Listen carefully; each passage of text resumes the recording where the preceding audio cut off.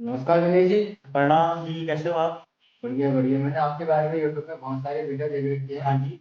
मैं चाहता हूँ कि मेरे जो जिंदगी में फॉलोवर्स मुझे देख रहे हैं जी। वो आपके बारे में अधिक से अधिक जानकारी जी। हासिल करें। हाँ जी।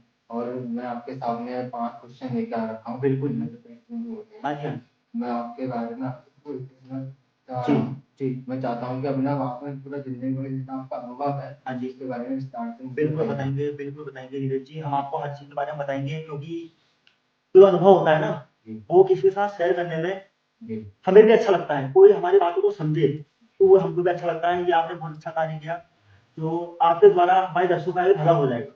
हाँ जी, आप हमारा बिल्कुल प्रश्न खड़ा कर सकते हैं, प्रश्न पूछ सकते हैं हमसे, कोई दिक्कत नहीं, आप प्रश्न करिए हमसे। जी। जी।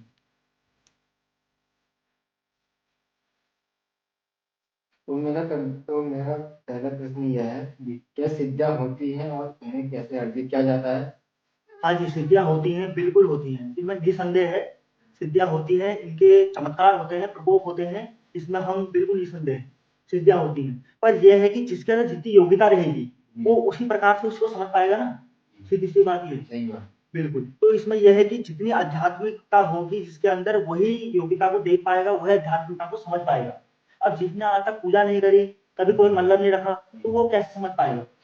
समझ रहे हैं आप? सही बात। तो इसमें यह है, जिसने जितना जाना उतना प्रकाशित कर दिया, जितना जितना जाना उतना प्रकाशित कर दिया। जैसे कि किसी ने 6 महीने की पूजा उठाई, किसी ने साल भर की पूजा उठाई, तो उसने 1 साल पूजा करी, देवता की पूजा करके उनको प्रसन्न किया और सिद्धियां अर्जित कर दी, और संसार के आगे उसको प्रकाशित कर दिया। अब संसार क्या मानेगा, यार ये तो देवता है, ये तो भगवान है स्वयं।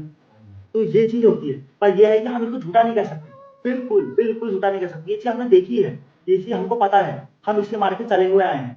ये चीज हमको पता है कि ये चीजें होती हैं और ये सत्य है, बिल्कुल भी है। जो ये नहीं कह सकता कि कोई कि ये झूठा है, झूठा नहीं, सब चीज है, चमत्कार होते हैं, सिद्धियां होती हैं, इनका प्रकोप होता है, पर इनकी योग्यता तुम्हारे अंदर होनी चाहिए, अध्यात्म की। आप समझ रहे हैं? जितना आप अध्यात्म पे चलोगे, जितनी आप पूजा पाठ करोगे, तो आप उतना ही जान जाओगे। जितना जिसने जाना उतना ही प्रकाशन कर दिया, सीधी सी बात है।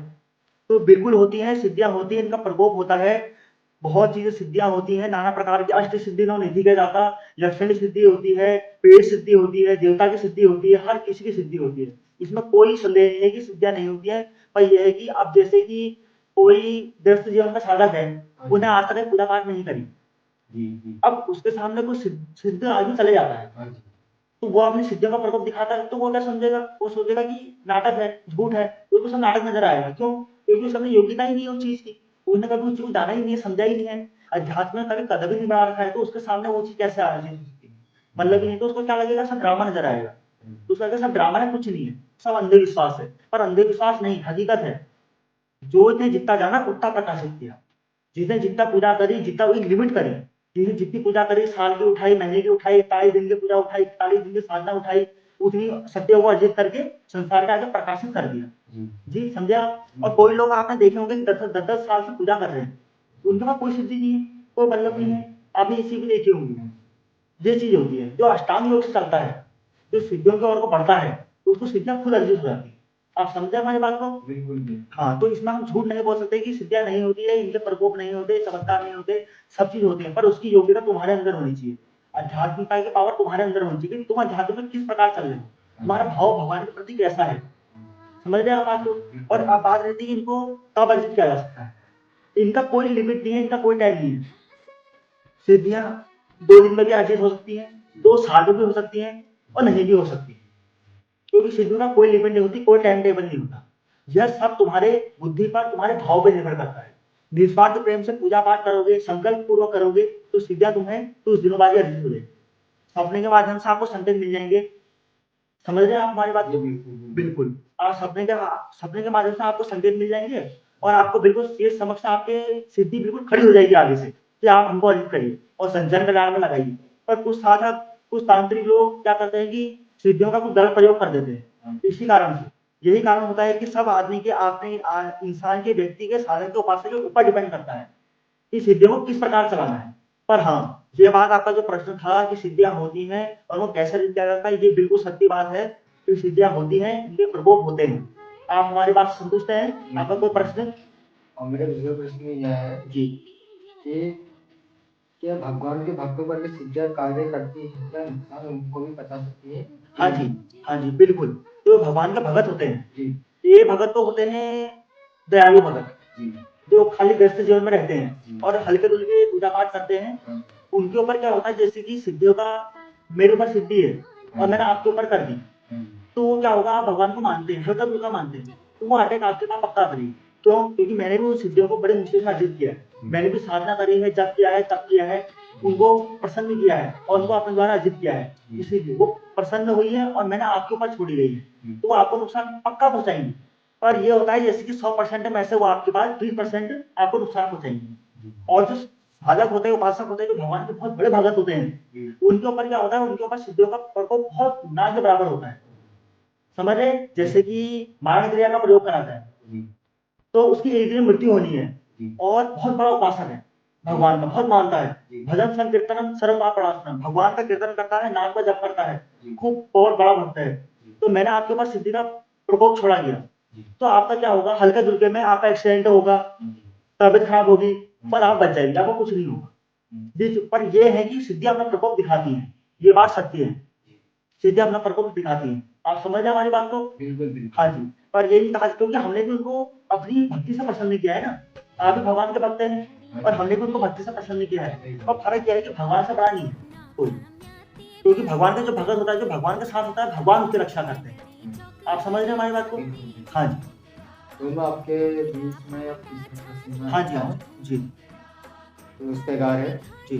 क्या मृत्यु के बाद भी सिद्धियां साथ ले जा सकते हैं अपने साथ? मृत्यु के बाद जी ऐसा होता है कि मृत्यु के बाद जो होता है कि सिद्धियों को अपने साथ नहीं ले जा सकते, क्योंकि सिद्धियां जो होती हैं माया माया रचित है, ये माया के अंदर कार्य करती है, माया रचित संसार है। ऐसे ही हमने यहाँ से, हमने पूजा से, जब से, तब से जी ना हमने सिद्धियों को अर्जित किया है, जी और ये है कि हम सिद्धियों को अपने साथ नहीं ले जा सकते हैं। जब तक आपका पंचभूत शरीर आपके साथ है, जब तक देह आपके साथ है, जी तब तक आप सिद्धियों से कार्य ले सकते हैं। जो आपके मरण के बाद, देह छूटने के बाद, आपकी द्वारा जो सिद्धि आपने अर्जित करी है, या तो आप उनको किसी को ट्रांसफर कर सकते हैं, या फिर आपकी देह छूटने के बाद वो खुद में खुद जहाँ से उत्पन्न हुई है वहीं विलीन हो जाती है, फिर वो नए साधक के पास चली जाती है जो उनको प्राप्त करना चाहे। सिद्धियां अपने साथ नहीं जाती, अपने साथ जाता है सिर्फ सत्कर्म, धर्म, वो अपने साथ जाता है, बाकी सिद्धियां अपने साथ नहीं जाती। क्योंकि सिद्धियों का ऐसा होता है कि सबसे बड़ा जो हमारा लक्ष्य है वो है भगवत प्राप्ति, भगवान का भगत, ये सबसे बड़ा माना जाता है। पर सिद्धियां जो है हमने अपने स्वार्थ के लिए, जन कल्याण के लिए, पैसे के लिए, रुपये के लिए, हमने इसके लिए उनसे अर्जित किया गई। अब हम उन सिद्धियों का क्या करते हैं कि उनको हम जन कल्याण के लिए लगाते हैं। जितना हमने पूजा, जप, तप, साधना करी, उनको हम सब जनता के सामने बांट देते हैं, दूसरे का भला करने में, दूसरे की अच्छाई के लिए, दूसरे की बुराई के लिए। तांत्रिक आपने देखे होंगे कि अच्छाई कम करके बुराई ज्यादा करते हैं, आपने ये चीज देखी होगी। क्या उनको भगवान की प्राप्ति हो जाती है? कभी नहीं होती है। क्यों? क्योंकि वो सिद्धियों का गलत प्रयोग करते हैं। जो सिद्धियों का सही प्रयोग करके धर्म पूर्वक लगाता है, जो पुण्य कर्म कमाता है, उनके साथ का कर्म और उनका धर्म जाता है, ना कि सिद्धियां साथ जाती हैं। सिद्धियां साथ नहीं जाती। आप समझे हमारी बात? जी अब मैं आपके बीच में 5-4 प्रश्न रखता हूँ। जी।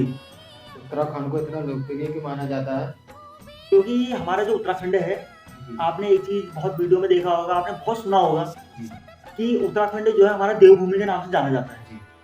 सारी जितनी गंगा माँ है यहाँ, सारी माताएं जितनी हैं, सारी हमारे उत्तराखंड में विराजमान है।